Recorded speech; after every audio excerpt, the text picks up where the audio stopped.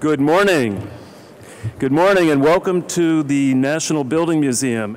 I'm Chase Rand and I have the honor of being the Executive Director here at the National Building Museum. Over our 30-year history, this institution has presented information, ideas, and vigorous debate about urban design and planning. Our mission here at the museum is to explore the built environment and its impact on people's lives. And while our scope is both national and international, we have a commitment to examine important issues in our geographic home of Washington, D.C.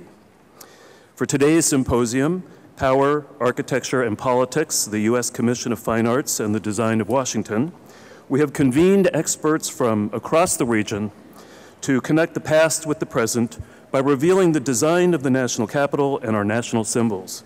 And we look forward to a very rich discussion.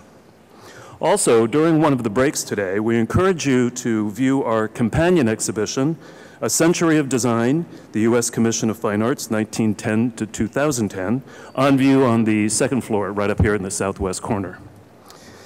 Today's presentation and accompanying exhibition is organized collaboratively by the U.S. Commission of Fine Arts and the National Building Museum.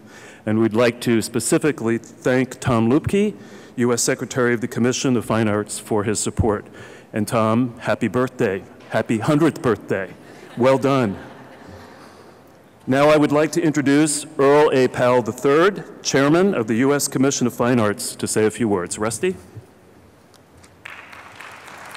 Good morning. I'm Rusty Powell, the Chairman of the Commission of Fine Arts, and my other day job is Director of the National Gallery of Art. I'm privileged to be one of 4 directors of the National Gallery who have all sat on the Commission of Fine Arts, and 3 of us have attained the title of Chairman of the Commission. So we're very proud of that relationship with the National Gallery and the Commission of Fine Arts. As you know, the Commission of Fine Arts was established by Congress on May 17, 1910, to advise the government on matters of design affecting the national capital. It's made up of 7 presidentially appointed, well-qualified judges of the fine arts, and we are all honored to serve. 100 years ago, Washington, D.C. looked far different as the nation's capital than it does today. There was no unified monumental space, defined by a framework of monumental buildings from the Capitol to the Potomac River. The mall itself was not a well-defined space. In some places, it was a Victorian park. In others, it was a working landscape, complete with train tracks and even a railroad station. The orderly Beaux-Arts vision for the mall and the city, a vision based on the design of the 1901 Macmillan Plan, was yet to be. Establishment of the Commission of Fine Arts put the issue of design at the forefront and would guide the implementation of the Macmillan Commission's vision to express the dignity and significance of the nation's capital. Over the past century, the issues facing the Commission and the design of the national capital have evolved as the nation has grown and changed. From white classical temples that frame public space to the austere modernism of the Vietnam Veterans Memorial. From great transportation infrastructure and mega buildings imposed on the fabric of the city to protecting the city's unique historic resources. From place for neighborhood recreation to accommodating presidential inaugural festivities or rallies of 1 million people. In 1939, Charles Moore, who chaired the commission for nearly a quarter of a century, reflected on the central issues of Washington as a city and the national capital. Quote, "The development of Washington will go on so long as the Republic endures. The problems of the future will be multiplied and will be different from those of the past. The remedy lies not in words, but in good design, faithfully carried out." To ask what is good design in the federal city was the premise underlying the Commission's creation in 1910. It has remained that key task for the Commission for 100 years. I'd like to thank you all for coming and joining me today. It will be very, very interesting, and I'd like now to introduce Tom Looky, Secretary of the Commission, to introduce today's symposium. Tom. We're here today to celebrate a century of work in guiding the design of the nation's capital. As this centennial drew near, we asked ourselves what would be the appropriate way to observe a century of the Commission, a century of design. How can you convey the themes spanning 10 decades of urban, political, and design history? The short answer is that we really couldn't do it in one day. So we developed really an idea of a three-part program to observe this centennial. This symposium is actually the first piece of that effort. The second part is, you'll find upstairs, second floor. As Chase mentioned, it's the exhibition, A Century of Design, the U.S. Commission of Fine Arts, 1910 to 2010. This was prepared in cooperation with our hosts and partners, the National Building Museum. This exhibition explores the role played by the Commission in defining the commemorative landscape of the mall, in shaping the city and creating public spaces beyond the mall, and trying to balance change and preservation in the city. And this will be on view through July 18th.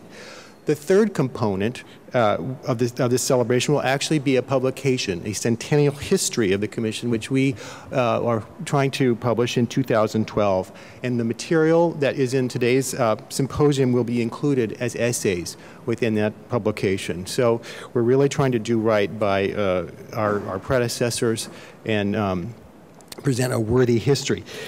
As the title of the symposium suggests, the speakers today are going to examine issues in the Commission's history which are inevitably linked, not only with architecture, but with politics and power affecting the design of this city.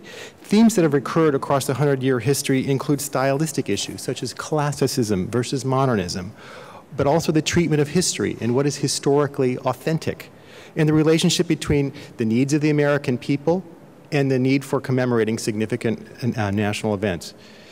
There are many ways of talking about this history, and this is not going to be, we're trying to move past chronicling, but in 100 years we've had 116 appointed commission members, starting with Daniel Burnham to the latest, Elizabeth Plater-Zyberk.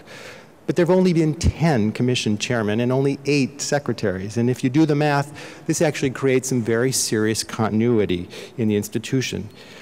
I think looking at these broader patterns, if you step back, you can find that there are probably 3 or maybe 4 major chapters which define the Commission's history. Each era is marked by significant events, personalities, and trends that inform the Commission's work, and we've structured this symposium around those themes.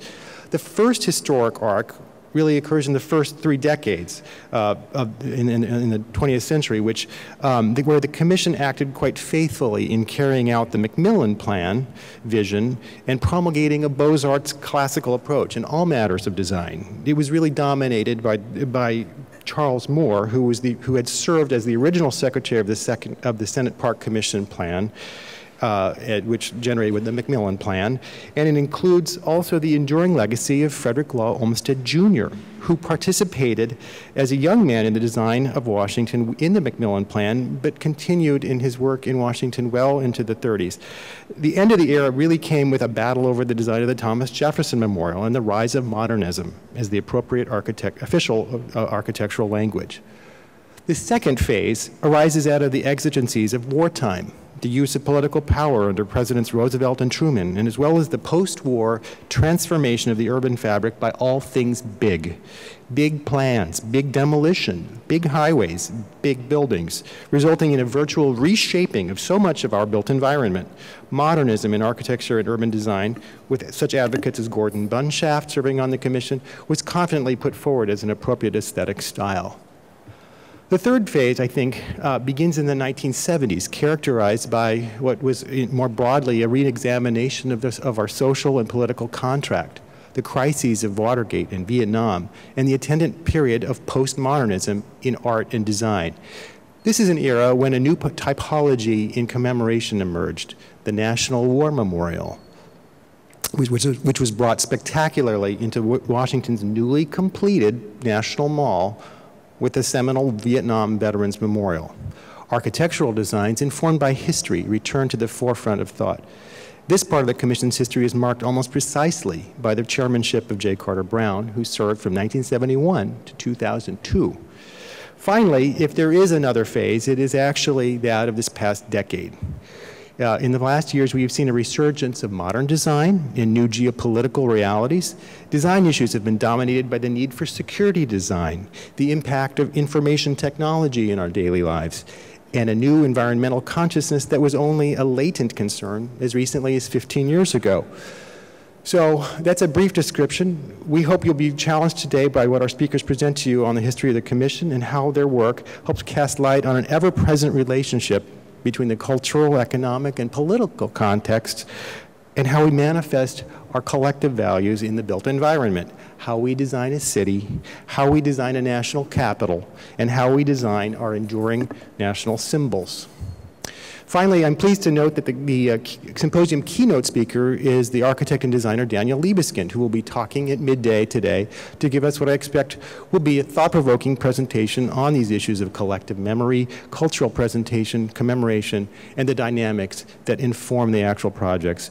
At its core, these issues are at the very heart of the work of the Commission. What we choose to present as our cultural values, how we design cultural and commemorative structures, how these patterns change over time, and how they are conveyed into the future.